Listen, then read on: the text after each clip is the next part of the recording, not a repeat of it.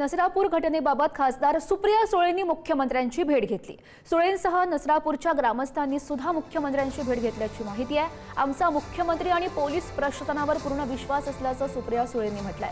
शक्ती कायद्याची अंमलबजावणी सरकारनं करावी अशी मागणी त्यांच्याकडून केली गेली आहे। आजही कानावर आल्या आहेत काही घटना।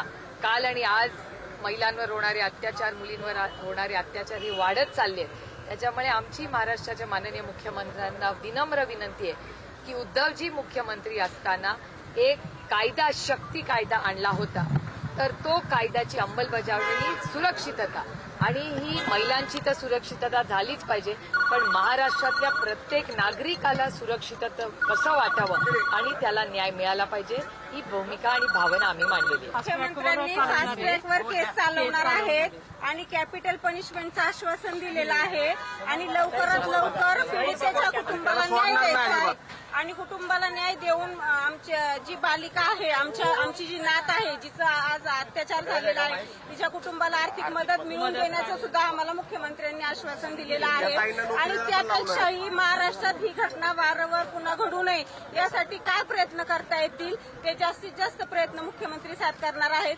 त्यामुळे आमचा मुख्यमंत्र्यांवर आणि पोलीस प्रशासनावर पूर्ण विश्वास आहे आणि आम्हाला न्याय मिळेल असं आम्हाला आता त्यांच्या भेटीनंतर वाटतंय। परंतु त्यानंतर जर हे झालं नाही, आमच्या मनासारखं जर झालं नाही आणि कायद्याने जर त्या आरोपीला जर परत पळवाट दिली तर मात्र आम्हाला कायदा हातात घ्यावा लागेल।